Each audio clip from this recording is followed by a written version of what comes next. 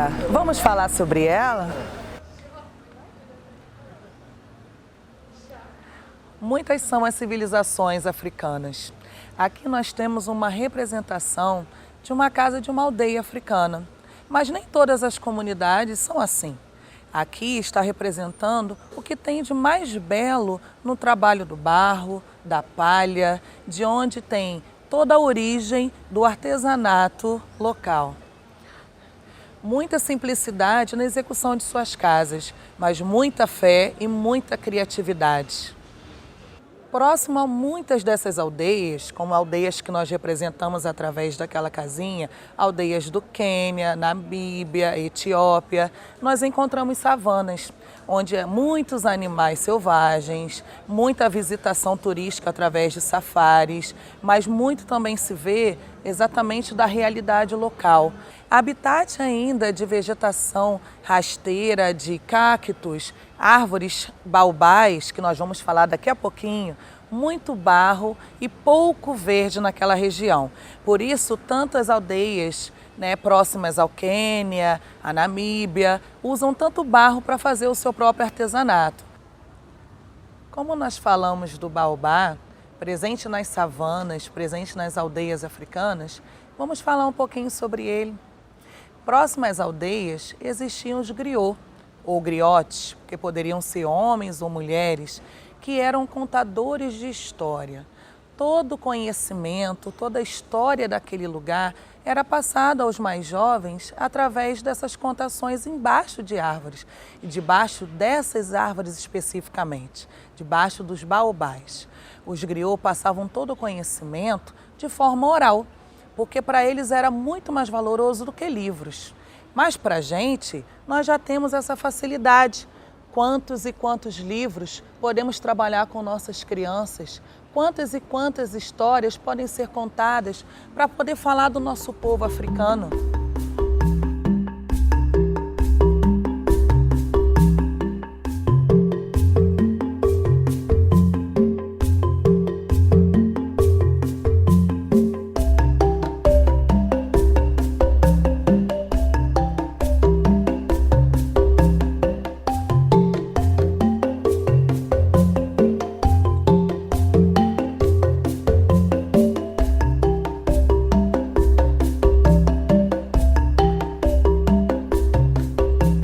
Várias as versões e lendas do baobá. Eu vou contar para vocês agora uma delas. Uma certa árvore começou a argumentar com Deus. Deus, por que aquela árvore ali perto de mim tem flores tão brancas e eu não tenho? E aí Deus respondeu para aquela árvore: porque você é o mais querido, você foi o primeiro, você é o começo de tudo. Olha que maravilha! O baobá, não satisfeito, perguntou: mas e aquela outra? Tem árvore, tem flores tão rosa, tão coloridas, por que eu não tenho? E naquela insistência, Deus repetiu para o baobá: porque você é o mais querido, já te expliquei, você foi o meu primeiro, eu ainda estava aprendendo. Mas o baobá, ele insistia naquelas questões. Mas e aquela outra? Mas e aquela outra? E aí, no momento de fúria, aquele Deus olhou para o baobá, pegou o baobá e virou ele de cabeça para baixo. E aí o baobá não conseguia mais questionar nada. Porém, continuou sendo a árvore mais diferenciada no mundo. As suas raízes pareciam estar para cima. Mas ela não tem só esse significado. Ela é o significado de resistência. E sabe por quê? Porque o baobá, principalmente na época da colonização, foi momento de representatividade para aqueles negros. Os negros começaram a ser pegos nas suas terras natais, em suas aldeias, ou até também em casas, viviam muito bem com suas famílias nas terras africanas. E o colonizador tirou ele do seu lugar, pegou ele de lá para trazer para as nossas terras. Mas antes de chegar em nossas terras, mandava aquele negro dar voltas em volta do baobá e deixar ali, esquecer ali tudo que era dele, tudo que era de sua terra africana. Então, por muito tempo, o baobá ficou conhecido como a árvore do esquecimento, onde ficaria toda aquela cultura. Eles queriam que o negro passasse a acreditar no que eles acreditavam e deixasse para trás, perto daquela árvore, tudo que ele tinha em seu coração. Hoje em dia encontramos árvores de baobá em Pernambuco, cerca de 150 aproximadamente. E ainda assim ela é usada como motivo de resistência, como exemplo, como modelo de resistência. O baobá resiste.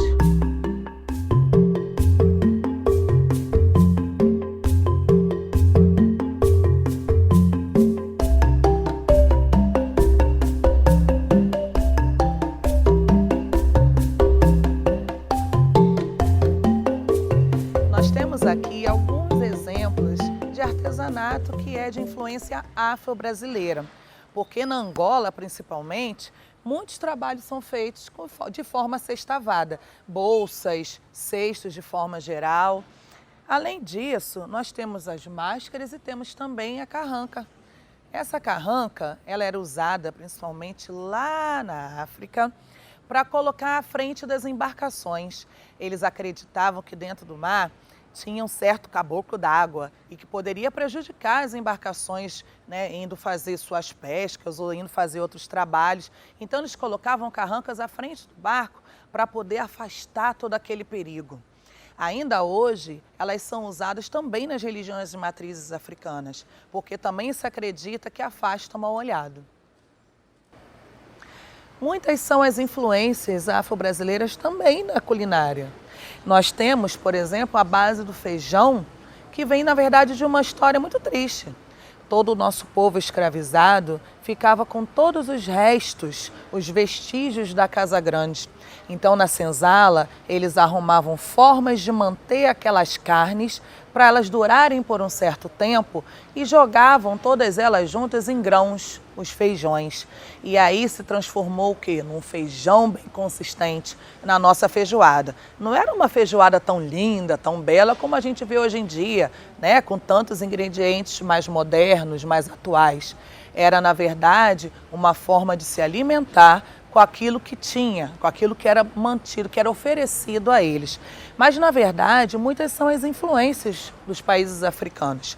O milho, por exemplo, ela não vem só da cultura indígena.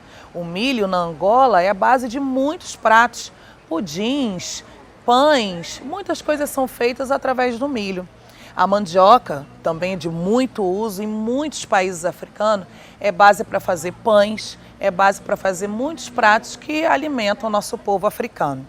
E hoje em dia, na nossa alimentação, nós comemos sim muita coisa que vem de lá. Então vamos valorizar nossa cultura através da culinária também.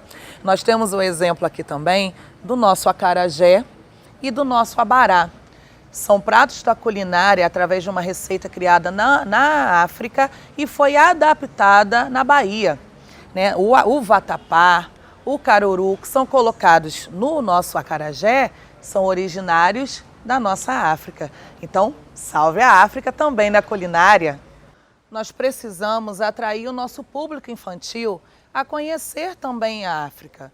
E nos filmes, como nós temos o exemplo do Pantera Negra, nós podemos sim mostrar através deles ou através de livros toda essa cultura africana, todo o colorido que existe lá, toda a forma de dança, toda a forma de música, toda a forma de se vestir.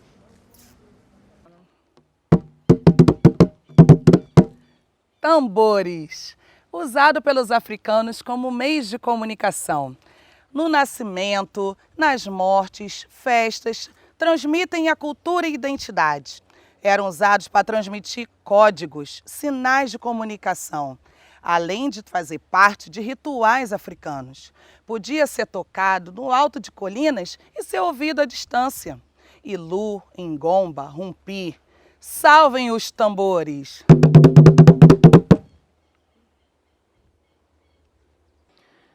Nós falamos muito sobre África, falamos muito sobre cultura africana, mas na verdade não existe uma cultura só africana. Nós temos vários tipos de etnia no continente africano. Isso mesmo, continente, porque a África não é um país só. A África é todo um continente, são 54 países naquele continente maravilhoso.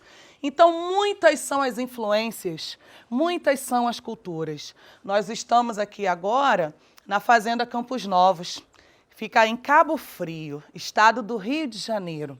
E aqui passaram índios, passaram negros escravizados, aqui viviam os jesuítas. E por muito tempo, cuidando das lavouras, cuidando da plantação de milho, feijão, tinha nossos negros escravizados.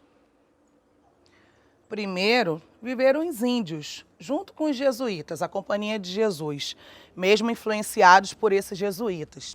Depois, chegaram os fazendeiros com seus negros escravizados. E aí, aqui nessa sede, na Casa Grande, muitos deles precisavam ser recuperados de sua saúde. Mas depois, com a Lei Áurea, alguns dos negros que estavam em seus quilombos precisaram sair, foram expulsos dessas terras. E aí precisaram reerguer suas vidas. E na busca dessas lutas, eles acabaram formando periferias. E nessas periferias, toda a sua descendência. Nos dias atuais, nós temos que aprender a reconhecer onde estão os nossos negros, qual é a nossa raiz, o que devemos valorizar na nossa cultura, dentro da cultura brasileira, qual é a base, qual é a influência da África no nosso lugar.